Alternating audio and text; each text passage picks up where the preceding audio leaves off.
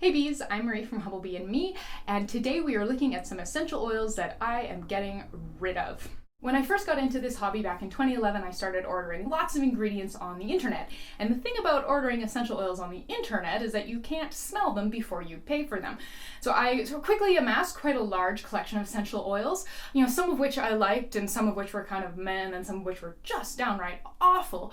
And now it's been quite a few years since 2011, and I have some really old essential oils, and a lot of the ones that are really old they've lasted that long because I don't really like them that much. So I'm hoping I can maybe save some of you maybe some money or a little bit of grief, or just sort of hopefully help you feel like you don't need to buy every essential oil you see on sale to experience it, because I feel like I have done that, and it was for the most part a huge waste of money. So essential oils are natural products. I think that's something a lot of people really love about them, and like everything from nature, they do break down over time. So Robert Tisserand has a nice little blog post that I'll link to in the description box below, and his general recommendation is that you don't keep them around for much longer than sort of 1 to 2 years, and you can maybe eke a little bit of extra time out of that if you keep them quite cool, like in a fridge, and it varies with the essential oil, but basically over time essential oils break down so they can lose the properties that we are looking for, and then they can also break down into compounds that can make them significantly more likely to be irritating and to cause sensitization, which is not a thing that you want. One of the things that has really sort of spurred me into action on this is I am fairly certain that I have become sensitized to lemon essential oil, unfortunately, and I'm pretty sure it's because my lemon essential oil is really old.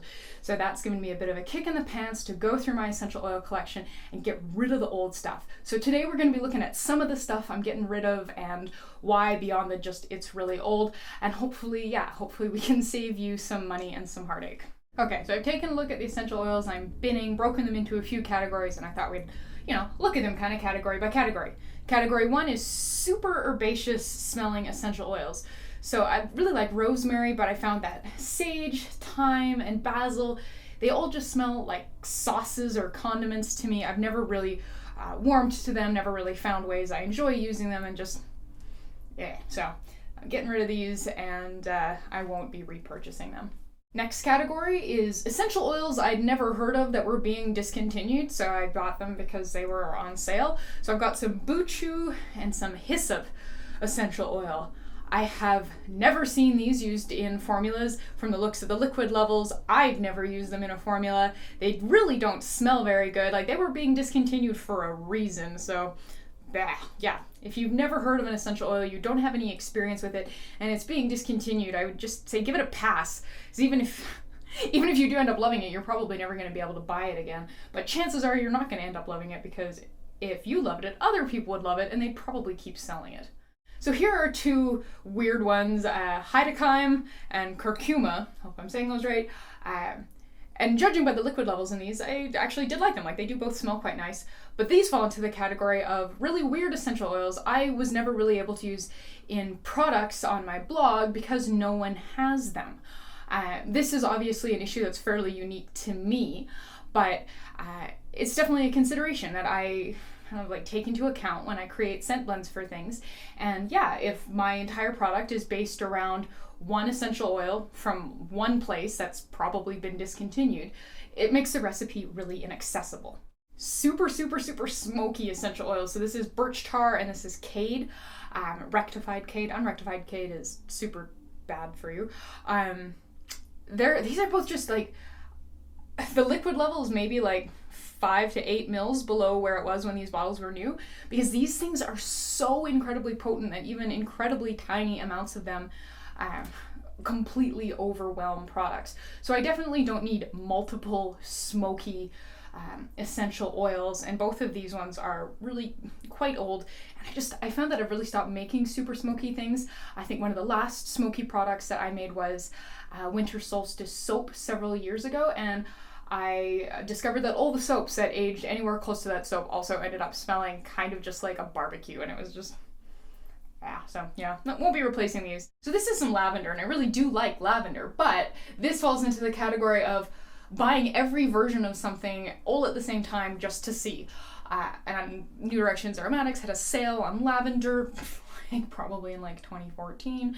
And so I bought every kind of lavender they had. And for the most part, just got like little 15 ml bottles, which didn't seem ridiculous at the time. But I have not really made very much progress on any of these types of lavender. That I kind of looked at them and was like, oh, well, they're much too nice to put in soap. But then what? They're much too nice to kind of get thrown away. So yeah, don't buy 8 different versions of lavender just to see what you think all at the same time. Like, buy them over time so you actually have a chance at using them all. Citronella. This just smells like bug spray. There's like absolutely no way for me to get around this. There is nothing that I can put citronella in that won't make me think about bug spray. So out it goes. So this is honey myrtle, and I love the way this smells, but it hates me.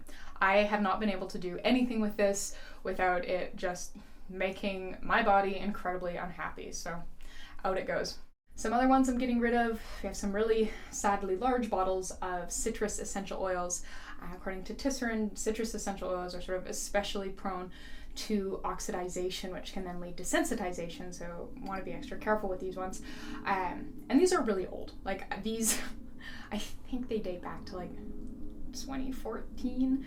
Maybe. The shame. I can't even remember the last time I used the grapefruit. I actually have a newer bottle of grapefruit that I've been using instead, and I found this at the back of the drawer. I'm like, oh, crap. What a waste, right? So that's sad, but with the potential for irritation and sensitization and the fact that these are so old, like, live and learn.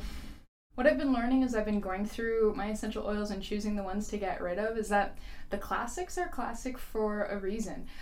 The essential oils in my store that are newer are ones that I have repeatedly used up and repurchased, and those are the classics.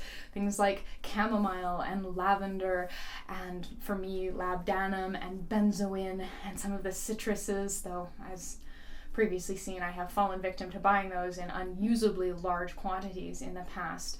So I am resolving for this new year and for the future to buy essential oils that I know I like, or at least that I can smell before I buy them, and buy them in smaller quantities than I think I need, because looking at this assortment of essential oils that I'm getting rid of, I didn't save any money by buying these in larger containers, because it just means I am throwing out more.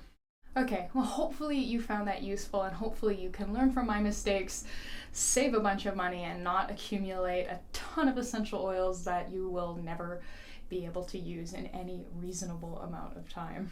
If you are getting rid of some essential oils, make sure you're checking with your city's waste disposal to make sure that you are disposing of them properly. In Calgary, we have a great online tool called What Goes Where, where you can just type in what you're looking to get rid of, and they will tell you which bin to put it in so that it is safely disposed of. Thank you so much for watching. Please subscribe, and no, I cannot mail you any of these essential oils because they are all already gone. Please check the description box below for some links for some further reading on essential oils and shelf life. And yeah, I will see you next time.